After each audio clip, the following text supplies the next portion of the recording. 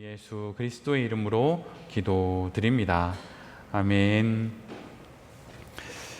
오늘 우리에게 주시는 하나님의 말씀 같이 보도록 하겠습니다. 함께 일어나서 보면 좋겠는데요.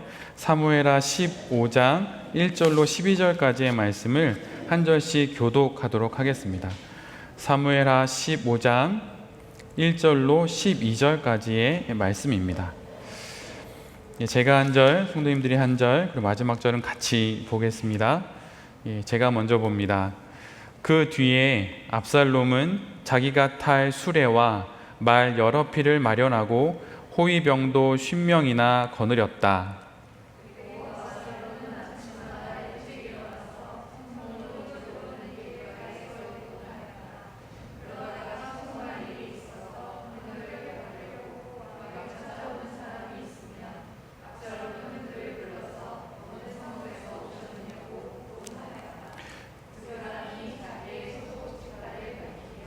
압살롬은 그에게 듣고 보니 다 옳고 정당한 말이지만 그 사정을 대신 말해줄 사람이 왕에게는 없소 하고 말하였다. 압살롬은 늘 이런 식으로 말하곤 하였다.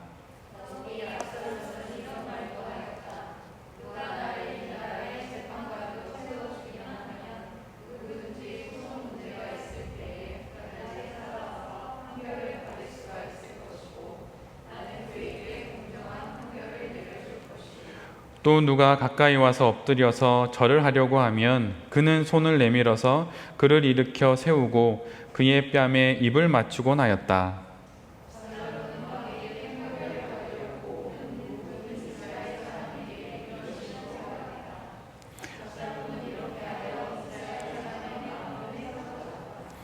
이렇게 4해가 지났을 때에 압살롬이 왕에게 아뢰었다. 제가 주님께 서원한 것이 있으니 헤브론으로 내려가서 저의 서원을 이루게 하여 주십시오.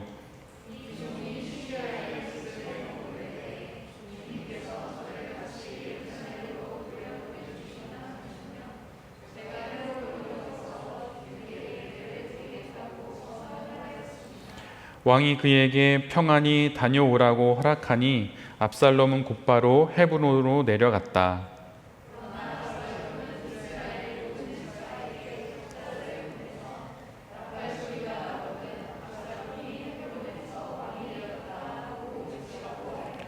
그때 200명이 압살롬과 함께 예루살렘에서 헤브론으로 내려갔다. 그들은 손님으로 초청받은 것일 뿐이며 압살롬의 음모를 전혀 알지 못한 채로 그저 따라가기만 한 사람들이다.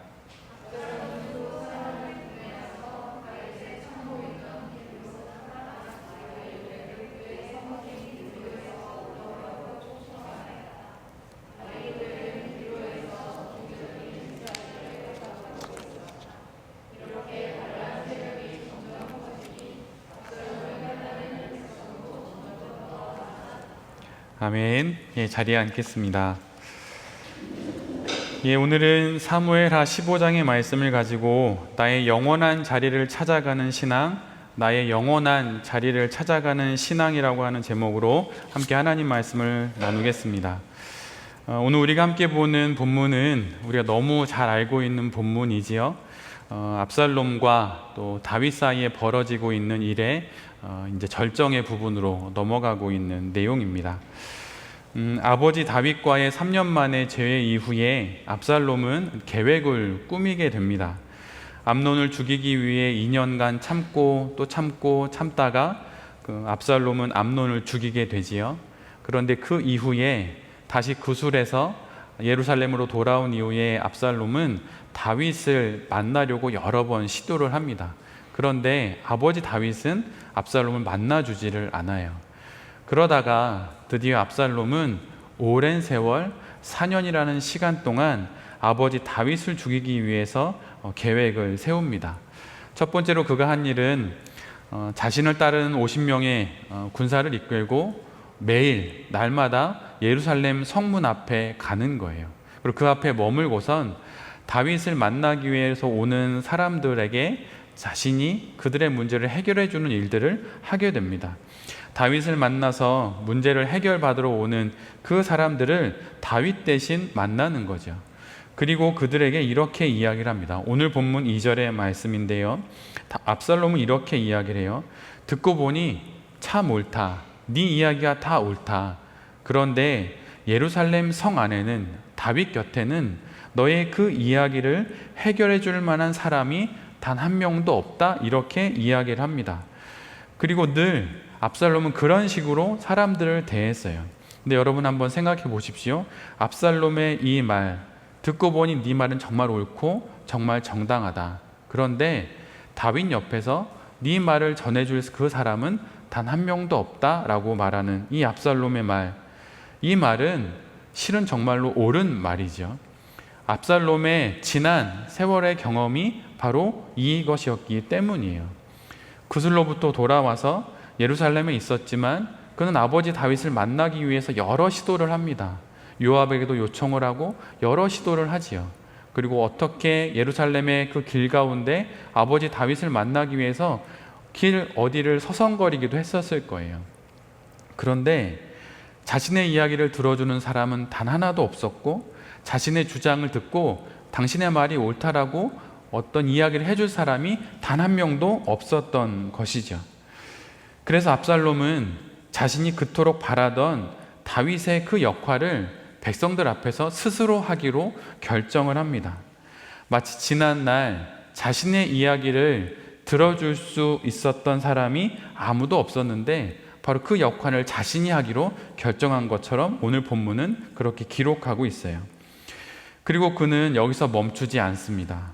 그리고 자신이 만약 다윗의 자리에 있다면, 만약 그렇다면 더 많은 백성들의 이야기를 들어주고 해결해 줄 수 있을 거라고 하는 이야기를 공공연하게 이스라엘 백성들 가운데 이야기를 하는 거예요.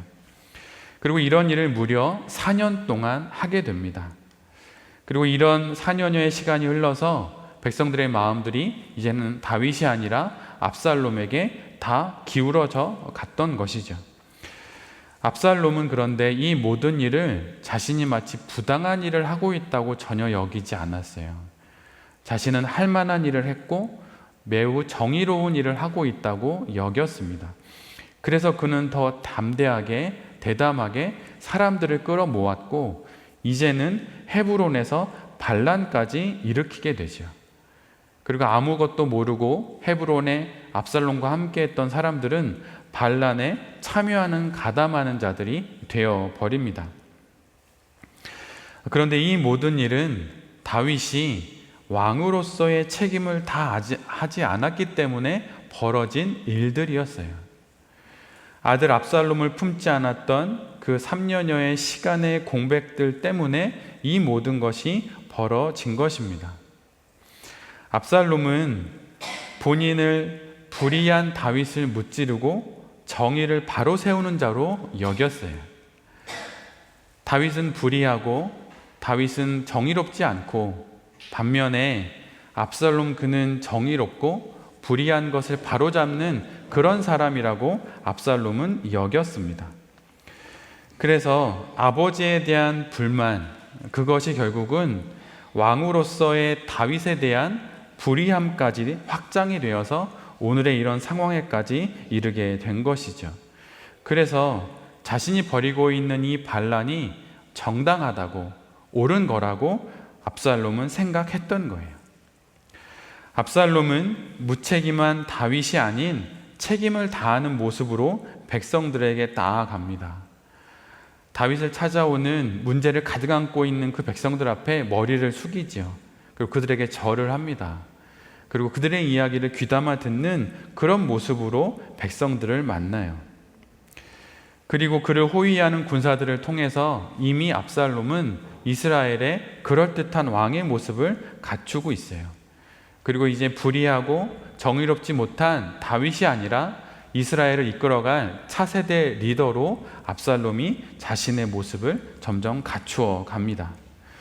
그리고 압살롬이 왕으로 등극하는 헤브론이라고 하는 그곳은 매우 종교적인 장소예요. 예전에 다윗이 이스라엘의 왕이 될 때에도 헤브론의 장로들과 이스라엘의 장로들이 모여서 그를 왕으로 세우게 되죠. 그래서 헤브론이라고 하는 참으로 종교적인 장소를 선택해서 그곳에서 왕으로 등극합니다. 그리고 아히도벨이라고 하는 다윗의 신하였던 그 사람도 압살롬의 편이 돼요. 아히도벨이라고 하는 사람은 어떤 사람이냐면 그가 있는 곳이면 그곳이 바로 하나님의 뜻이 그곳에 있는 곳이라고 하는 이야기를 들을 정도로 그 사람의 신망이 이스라엘 속에 가득했던 사람입니다. 그래서 압살롬은 종교적인 허락뿐만 아니라 대중적인 지지 그리고 하나님의 뜻에 수납이라고 하는 그 모든 조건들을 갖춰서 이스라엘의 왕이 돼요. 그리고 그렇게 헤브론에서 왕이 된 이후에 그 모든 소식들이 이미 이스라엘 곳곳에 심어놓은 사람들의 입술을 통하여서 압살롬이 헤브론에서 왕이 되었다라고 하는 그런 속보가 이스라엘 곳곳에 전해지게 하지요. 그리고 그의 반란은 마침내 성공하게 됩니다. 압살롬이 보기에 불완전하고 불의했던 다윗의 정권은 무너지고 이제 막을 내린 거예요. 이제 압살롬으로 인하여서 새로운 시대가 시작되었고 이제 정의로운 시대가 열리게 된 것이죠. 압살롬이 이제 새로운 시대를 열어가게 된 것입니다. 그런데 압살롬이 생각하기에는 모든 것이 정의롭고 모든 것이 바라보이는 이 모든 압살롬의 행위에 대해서 성경은 이렇게 결론 짓고 있어요. 그것이 오늘 본문 6절의 말씀입니다. 압살롬은 이렇게 하여 이스라엘 사람의 마음을 사로잡았다. 우리가 함께 보고 있는 새번역 성경은 좀 밋밋하게 번역을 해놓고 있지만 개역 개정은 이 부분을 조금 더 명확하게 번역해 놓고 있어요. 그 부분을 제가 읽어드리면 다음과 같습니다. 이스라엘 무리 중에 왕께 재판을 청하러 오는 자들마다 압살롬의 행함이 이와 같아서 이스라엘 사람의 마음을 압살롬이 훔치니라. 이스라엘의 사람들의 마음을 압살롬은 훔친 거예요. 성경은 이것을 정당한 권력을 붙잡은 거라고 말하고 있지 않습니다. 이것은 권력을 훔친 거고 도둑질한 거예요. 자신을 알아주지 않는 아버지 다윗의 마음에 대한 불만이 일으킨 반란에 지나지 않은 것이죠. 정의를 바로 세우는 것이 아니라 이것은 왕의 자리를 하나님이 기름 부어 세우신 그 왕의 자리를 훔친 것입니다. 속인 것이고 빼앗은 것이며 이것은 하나님이 부어주신 왕의 자리, 그 자리를 자기가 기름 부었고 스스로 올라간 것과 같은 것이죠. 그래서 아무리 압살롬이 이것이 그럴듯한 정의로운 일이라고 말한다 하더라도 이것은 반란이고 이것은 속임수이고 이것은 훔침이고 이것은 정의가 결코 아닌 것이죠. 압살롬의 이 모든 계획들은 백성들을 속였습니다. 그리고 다윗으로부터 그의 권력을 빼앗은 거예요. 그러나 하나님께서는 이 모든 것들은 불의한 것이고 훔친 것이라고 말하고 있어요. 이와 비교하여서 다윗이 왕이 되는 과정을 보면 다윗은 사무엘로부터 기름 부음을 받습니다.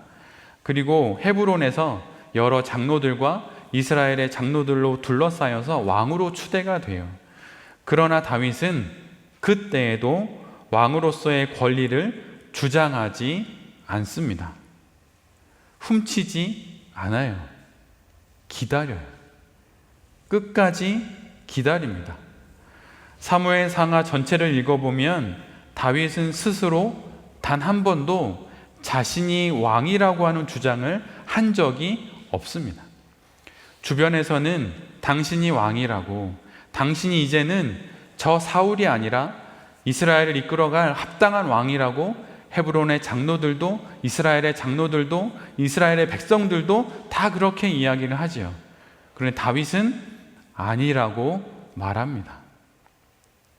오늘 본문에 등장하는 압살롬과 전혀 반대예요.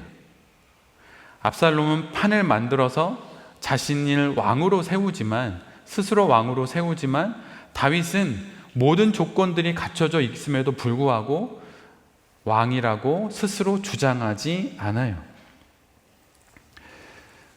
다윗이 이럴 수 있었던 이유가 무엇일까요? 그가 겸손하기 때문입니까? 그가 온유하기 때문일까요? 그것이 결코 아닙니다. 다윗이 이스라엘의 왕, 그 왕이 자신이 아니라고 말할 수 있었던 이유는 이스라엘의 참된 왕이 사울도 아니고 다윗도 아니고 바로 하나님이라고 하는 것을 알았기 때문이에요. 오늘 우리가 드리고 있는 이 예배의 주인공이 누구입니까? 화려한 조명을 받고 우리가 갖추고 있는 이 악기와 이 화려한 연주, 또 뛰어난 달란트로 우리가 높여들어야 할 그분은 누구입니까? 그분은 어느 누구도 아닌 바로 하나님인 것이죠. 이 주일의 주인공은 바로 하나님인 것입니다. 그것처럼 다윗은 주변의 사람들이, 주변의 장로들이, 주변의 조건과 상황들이 자신을 왕이라고 부른다 하더라도 하나님께서 허락하시지 않으면 그 자리에 결코 올라가지 않았어요. 그것은 참으로 어려운 일일 것입니다. 모든 조건이 되었고 그냥 등 떠밀려서 올라가면 되는 자리, 바로 그 자리가 눈앞에 있는데 그 자리를 올라가지 않는 것이죠. 그럴 수 있었던 이유는 그 자리는 자신의 자리가 아니고 그 어느 누구의 자리도 아니고 하나님의 자리이기 때문에 다윗이 그 앞에서 인내할 수 있었고 기다릴 수 있었던 거예요. 하나님의 왕되심을 인정할 수 있었기 때문에 그는 기다릴 수 있었습니다.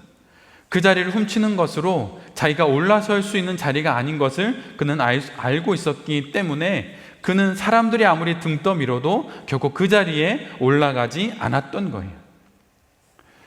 다윗의 이야기 속에서 압살롬이 왕이 되었다라고 하는 표현이 오늘 본문에 등장합니다. 그런데 다윗의 이야기 그 어디에도 다윗이 왕이 되었다라고 하는 표현은 등장하지 않아요. 단 한 번도. 그런데 여러분, 성경 속에 이런 유사한 표현이 있어요. 누구누구가 왕이 되었다.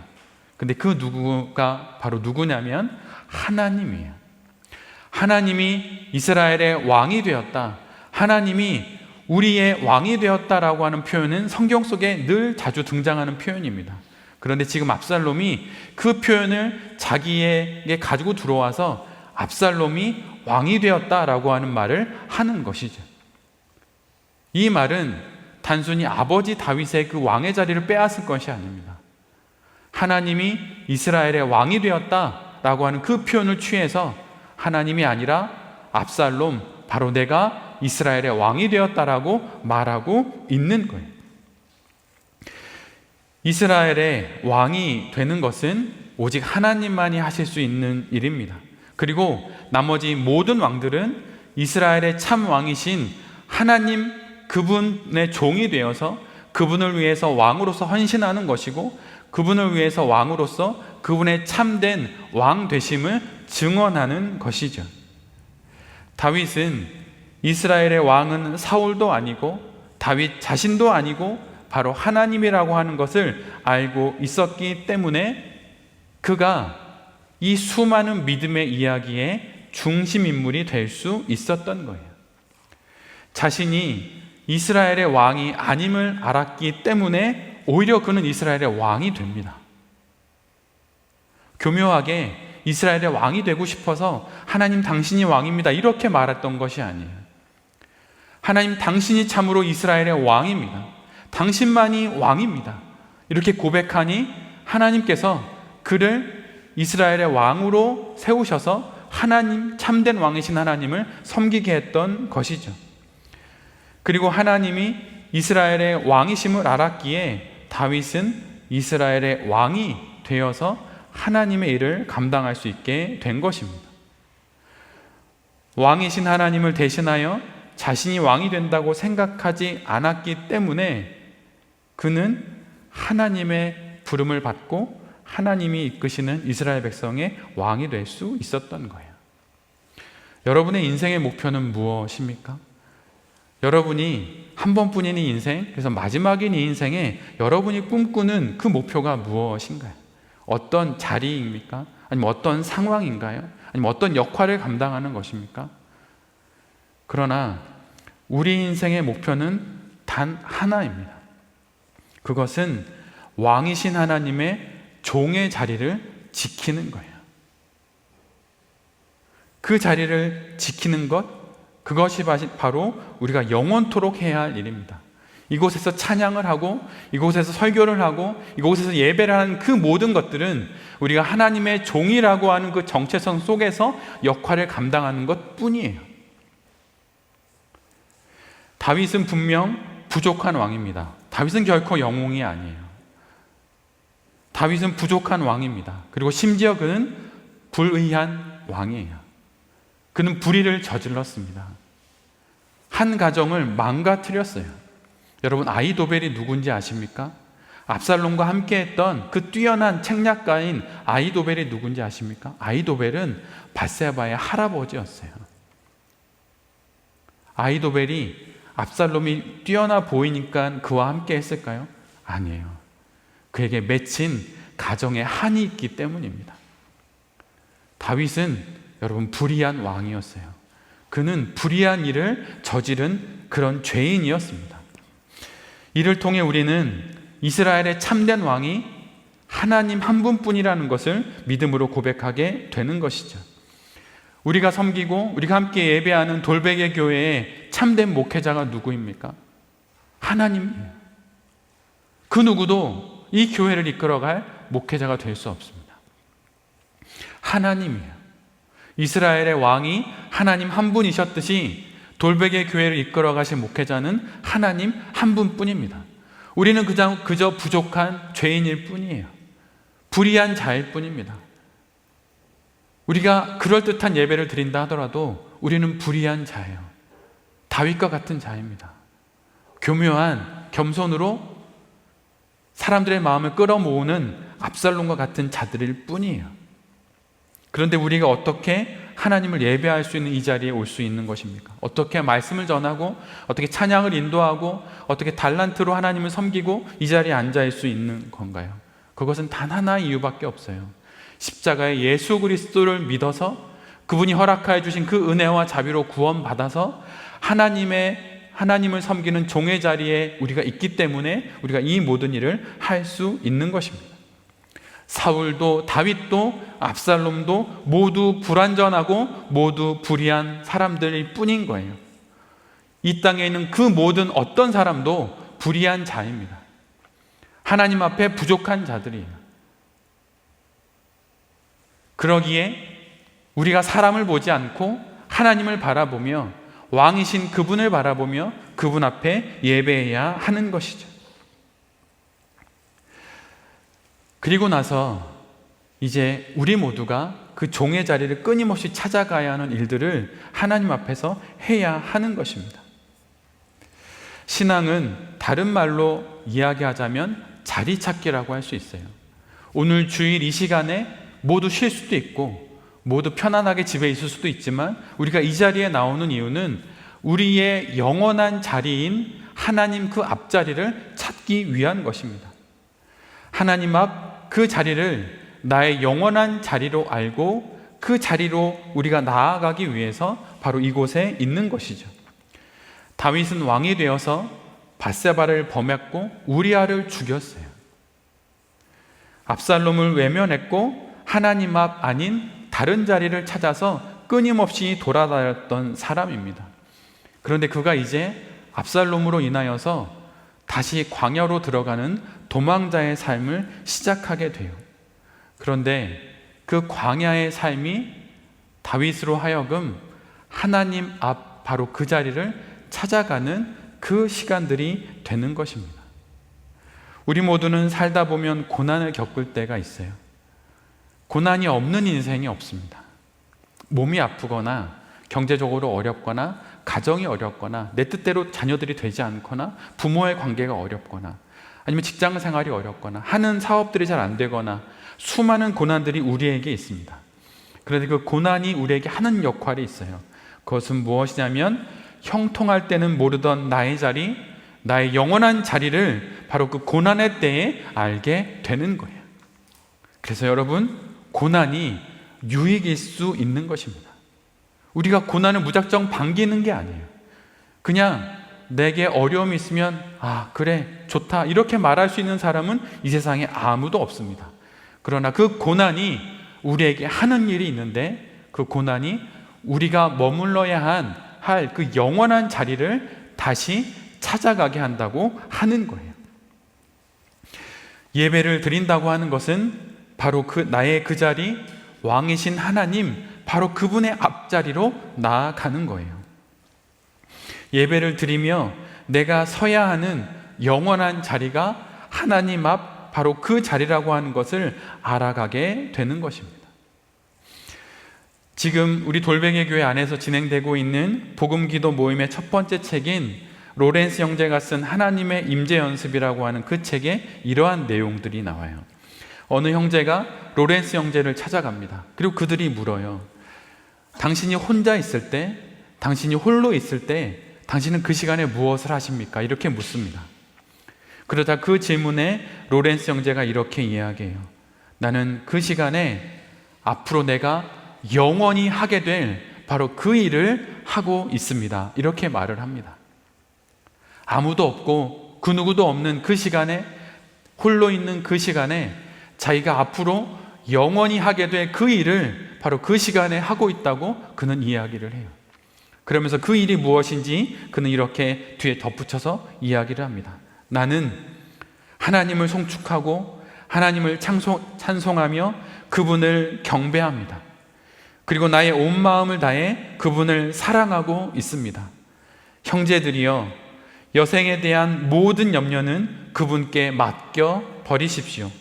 오직 하나님을 경배하고 하나님을 사랑하는 일만이 우리의 온전한 목표요 해야 할 일입니다. 하나님을 송축하고 하나님을 찬송하며 그분을 영원히 사랑하는 것, 그것이 바로 우리가 영원히 해야 할 바로 그 일입니다. 돌베개 교회를 섬기며 제가 그토록 찬양에 제 큰 마음을 두는 이유가 바로 그거예요. 영원토록 이 땅에서뿐만 아니라 저 하늘에서도 우리가 영원히 하게 될 바로 그 일이 하나님을 송축하며 하나님을 찬양하는 일이기 때문에 제가 그토록 찬양에 매달리는 것입니다. 다른 그 어떤 이유가 없어요. 어떤 분은 저에게 지나가듯 좋은 말로 하신 것입니다. 찬양을 통해서 교회를 부흥시키길 원하시냐고 그렇게 말씀하셨어요. 근데 저는 그분에게 말씀드렸어요. 저는 그럴 마음이 단 하나도 없다고. 저는 애초에 돌베개 교회를 2019년에 세우고 하나님이 세우셨지만 섬기며 이곳에 왔지요. 그런데 저는 단 한 번도 교회의 부흥이 제 목표인 적이 없어요.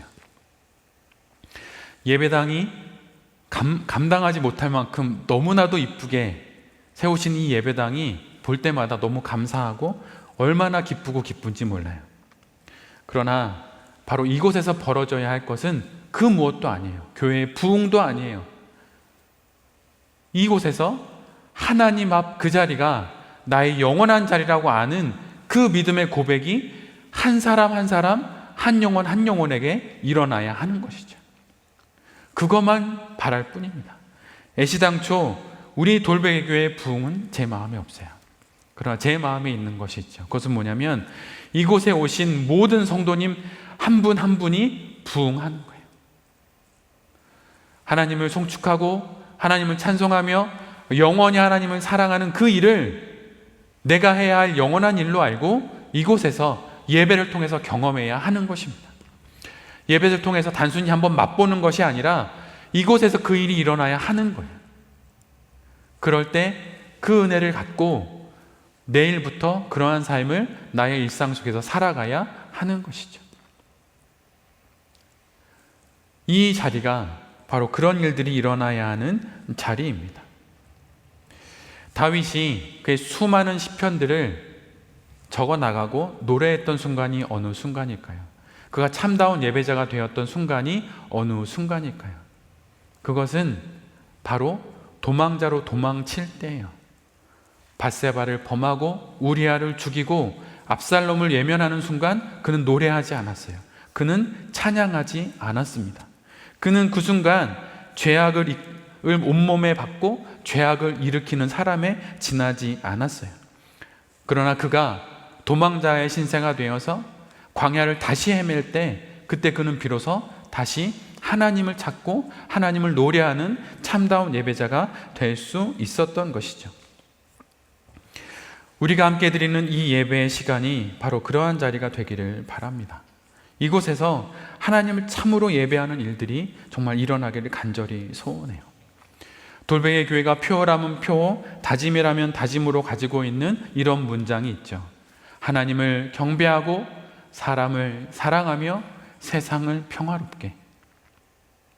세상을 평화롭게 할 수 있는 사람이 누구입니까? 그것은 나와 같은 똑같은 한 사람을 사랑할 수 있는 그 사람이 비로소 세상을 평화롭게 할 수 있는 거예요. 그러면 그 세상을 평화롭게 하는 그 사람은 어떻게 만들어지는 걸까요? 그 사람은 하나님을 경배할 줄 아는 그 사람이 바로 사람을 사랑하는 사람이 될 수 있는 거예요. 하나님을 참으로 예배하면서 내 옆에 있는 그 누군가를 사랑하지 못하는 일은 일어나지 않습니다. 참으로 예배하면 그런 일이 점점 일어나는 거예요. 품어낼 수 없는 자녀들도 품고, 품어낼 수 없는 부모님도 품고, 품어낼 수 없는 직장 동료와 사회의 모든 사람들을 품어 나가는 것이죠. 근데 한순간에 되지 않아요. 그러기에 함께 예배 드리는 것입니다. 저는 이 예배당에서 우리에게 주신 이 새로운 성전에서 하나님을 참으로 경배하는 일들이 일어나기를 간절히 소원합니다. 이것뿐만 아니라 이 예배를 마치고 나아가는 그 순간에 내가 살아가는 월요일과 토요일까지의 그 모든 삶의 터전 속에서 하나님을 경배하고 사람을 사랑하며 세상을 평화롭게 하는 그 일들이 우리 안에 일어나기를 간절히 소원합니다. 그리고 어떻게 해야 또 우리가 우리의 영원한 자리를 찾아갈 수 있을까요? 그것은 하나님의 말씀을 가까이 할 때 그런 일들이 일어날 수 있어요. 오늘 본문에 보면 사독과 아비아달이라고 하는 제사장이 법궤를 들고 나옵니다. 예루살렘 성 안에 있던 법궤를 들고 도망자인 다윗을 따라와요. 그리고 법궤를 다윗 앞에 내려놓습니다. 그리고 법궤와 함께 도망자의 삶을 시작해야 한다고 말을 하는 거예요. 참으로 옳은 말이죠. 참으로 제사장다운 말입니다. 그 말은 무엇인가요? 반란군의 우두머리인 압살롬이 차지하고 있는 그 예루살렘 성, 그 성이 하나님이 함께하고 있는 성이 아니라 이 법궤가 함께하고 있는 다윗, 바로 그가 이스라엘의 참된 왕이라고 하는 것을 상징해 주는 거죠. 법궤만 있으면 그곳이 광야가 되었든 산 위가 되었든 산 아래가 되었든 그 어디가 되었든 그곳이 예루살렘 성인 것입니다. 그가 이스라엘의 왕인 거예요. 그래서 사독이 아비아달이 모든 레위인들과 함께 그 법궤를 들고 온 것이죠. 그리고 그 법궤를 다윗 앞에 내려놓은 것입니다. 그런데 바로 그 순간 다윗이 사독과 아비아달에게 이렇게 말을 해요. 법궤를 다시 어깨에 메어라. 그리고 다시 예루살렘 성 안으로 들어가라. 그리고 만약에 하나님께서 내게 은혜를 베푸시면 내가 그 법궤가 있는 예루살렘 성 안으로 다시 들어가게 될 것이고, 만약 하나님이 은혜를 베풀지 않으시면 나는 이대로 그냥 도망자의 삶으로 나의 인생을 마무리하게 될 것이다. 이렇게 이야기를 합니다. 여러분, 이것이 무엇을 이야기하는 것입니까? 다윗이 법궤를, 하나님의 말씀을 사용하지 않겠다고 하는 거예요. 이용하지 않겠다고 말하는 것입니다. 하나님의 말씀은 이용의 대상이 아니고 순종의 대상이에요. 그래서 만약 법궤가 내게 없다 하더라도 하나님께서 은혜를 베푸시면 내가 하나님 앞에 다시 머물 수 있는, 다시 살 수 있는 인생이 될 수 있을 거라고 다윗은 믿었던 것이죠. 여러분은 법궤를 이용하고 계십니까? 아니면 법궤를 하나님의 말씀으로 알고 그 하나님 말씀 뒤에 머물고 계시나요? 법궤 앞에서 말씀을 이용하고 말씀을 사용하면서 여러분 그렇게 여러분의 인생을 헤쳐나가십니까? 아니면 말씀이 이끄시는 대로 그렇게 말씀 뒤에 자신의 영원한 자리를 찾고 그렇게 인생을 살아가고 계십니까? 우리의 인생 속에서 우리가 머물러야 할 곳은 법궤 바로 그 뒷자리예요.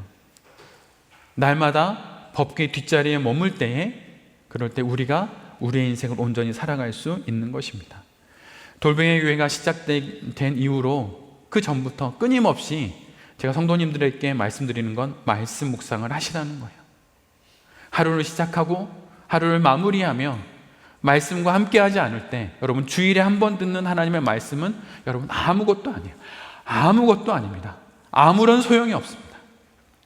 하나님의 말씀 앞에 내가 날마다 하나님의 말씀 뒷자리에 내가 머무르는 그 시간을 가질 때마다 그것이 쌓이고 또 쌓여서 결국은 나의 인생을 법궤 뒤에 머무는 그 인생으로 하나님께서 만들어 주시는 것이죠.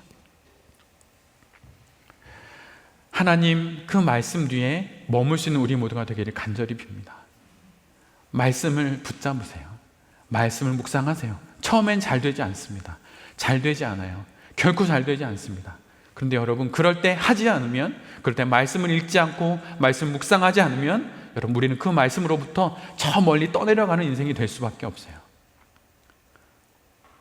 성도가 되어서 이 세상의 삶을 살아갈 때 우리가 무엇으로 성도가 될 수 있겠습니까? 그것은 말씀을 묵상하는 것밖에 없어요. 말씀 뒤에 나의 인생을 놓는 거예요. 그런데 그렇지 않을 때 법궤를 메고 내가 가는 모든 곳마다 법궤를 들고 이용하려고 하는 것이죠. 말씀 묵상을 하십시오. 말씀 뒷자리에 여러분의 영원한 자리를 만드십시오. 그럴 때 우리의 인생이 하나님 앞에 아름다운 인생이 될 수 있을 것입니다. 나의 영원한 자리를 찾아가는 또 다른 방법이 하나 있다면 여러분, 그것은 기도하는 거예요. 우리는 기도를 통해 나의 자리를 찾아갑니다. 기도를 통해 하나님 안에서 나의 자리를 찾게 될 거예요. 근데 여러분, 하나님 안에서 기도를 통해 나의 자리를 찾는 사람은 이 세상의 모든 삶 속에서 하나님을 발견할 수가 있어요. 그리고 하나님이 발견되는 그곳에서 내가 머물 수 있는 곳을 찾아가게 됩니다. 이런 말이 있어요. 하나님 안에서 모든 것을 발견하는 사람은 모든 것 안에서 하나님을 발견하게 된다. 우리가 우리의 삶 속에서 하나님을 발견하지 못하는 이유는 우리가 기도하지 않기 때문입니다. 여러분, 그런데 기도 역시 마찬가지예요. 너무 힘들고 어려워요. 그런데 여러분, 날마다 기도를 해야만이 살 수 있는 거예요. 마가복음 9장 14절로 29절에는 귀신 들려 고생하는 한 아이가 나와요. 이 시대로 치면 불치병이 걸린 아이가 있는 거예요. 근데 그 아이를 데리고 아버지가 제자들을 찾아옵니다. 그리고 제자들에게 이 아이를 고쳐달라고 이야기를 해요. 그런데 제자들이 고치지 못합니다. 그때 예수님이 오셔서 상황을 들으시고 기도를 통하여서 귀신을 내쫓아서 그 아이를 고치세요. 이 모든 일이 끝나고 집안에 돌아오셔서 제자들과 함께 머무실 때 제자들이 예수님께 물어요. 왜 우리는 이 아이를 고치지 못했습니까? 그러자 예수님께서 제자들에게 이렇게 대답하십니다. 이런 부류는 기도로 쫓아내지 않고는 어떤 수로도 쫓아낼 수 없느니라. 기도 외에는 이런 일이 일어나지 않는다 말씀하십니다. 기도하지 않고 성도의 자리를 찾아갈 수 없어요. 여러분, 그런 일은 일어나지 않아요. 좋은 교회, 좋은 말씀, 좋은 성도들, 그런 곳이 있는 곳에 아무리 수년, 수십 년, 수백 년 머문다 하더라도 나에게 기도의 자리가 없으면 결코 성도가 될 수 없습니다. 그거는 애초에 없는 일이에요. 그건 없는 길입니다. 우리는 지금 복음 기도 모임을 하고 있죠. 우리가 말씀 묵상 모임도 했었고 복음 모임도 했었고 이제 복음 기도 모임을 하고 있습니다. 추후로도 많은 모임을 하게 될 거예요. 아마 그 모임을 다 한 번씩 하려면 수년이 걸릴 수도 있을 거예요. 그런데 기도를 하면서 단 10권의 책도 읽지 않고 기도의 세계를 갖고 싶다고 말하는 건 여러분 없는 일이에요. 열심히 공부하지 않고 좋은 대학 가고 싶다고 말하는 걸 보고 어처구니 없다고 말하는 것과 같이 기도의 세계를 간절히 강구하면서 기도하지 않고 기도에 관련된 믿음의 선인들의 글도 읽지 않고 기도의 자료와 기도의 시간을 마련하지 않고 그런 것을 꿈꾸는 것은 이 세상에 없는 것을 꿈꾸는 것입니다. 그런 일은 없어요. 여러분 포기하십시오. 그런 일을 찾는 것을 지금부터 포기하십시오. 그리고 오늘부터 한 걸음 한 걸음 기도의 자리로 걸어가세요. 말씀의 자리로 걸어가세요. 예배의 자리로 걸어가십시오. 그러면 그럴 때 도망자의 삶 가운데서도 그를 다시 이스라엘의 왕이라고 하는 자리, 높은 자리가 아니라 하나님을 만날 수 있었던 그 자리로 이끄셨던 그 하나님이 우리를 그렇게 이끌어 주실 거예요. 우리의 인생 속에 있어야 하는 것은 나의 영원한 그 자리를 찾아가는 일들입니다. 우리가 예배를 마치며 부르는 찬양의 제목이 있는데 그 찬양의 제목은 담대히 나아가리라고 하는 제목이 붙어 있어요. 우리가 담대히 나아가야 할 곳이 어디인가요? 나를 힘들게 하는 가정 속으로? 나를 힘들게 하는 세상 속으로? 아니에요. 가장 먼저 우리가 담대히 나아가야 하는 곳은 바로 나의 영원한 자리, 바로 하나님 앞, 바로 그 자리입니다. 그곳으로 담대히 나아가자고 우리가 이 찬양을 함께 부르는 거예요.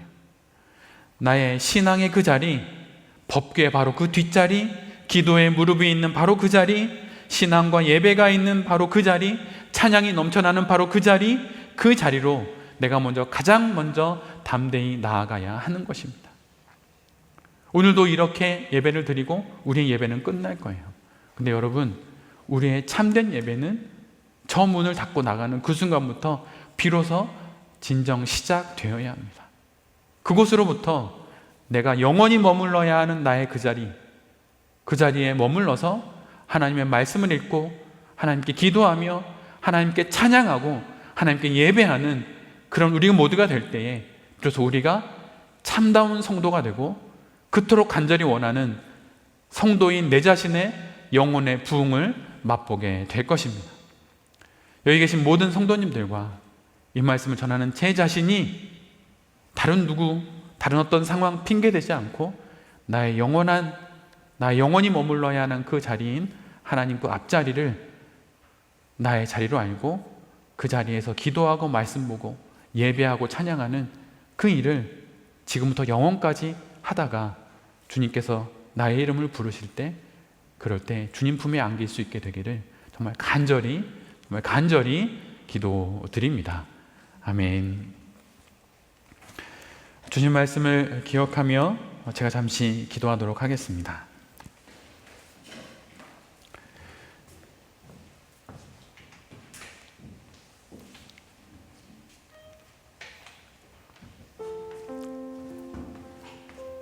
주님, 제가 영원히 있어야 할 자리, 그 자리를 찾아 그곳에 머물러 살 수 있는 우리 모두가 되기를 간절히 소원합니다. 예배의 자리, 말씀의 자리, 기도의 자리, 찬양의 자리, 그 자리를 멀찌감치 구경하지 않기를 정말 원합니다.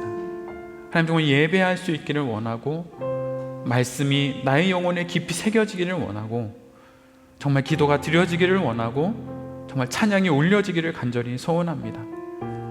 말로만, 다짐으로만, 결심으로만, 생각으로만이 아니라 이제는 내 몸이, 내 영혼이 나의 영원한 그 자리, 바로 하나님 그 앞자리에 머물 수 있게 주님 우리를 인도하여 주시옵소서. 다시 한번 결단할 수 있게 하여 주시고 다시 한번 주님 앞에 약속할 수 있도록 주여 우리를 붙잡아 주시옵소서. 하나님 앞에서, 하나님 안에서 나의 자리를 찾을 수 있기를 간절히 소원합니다.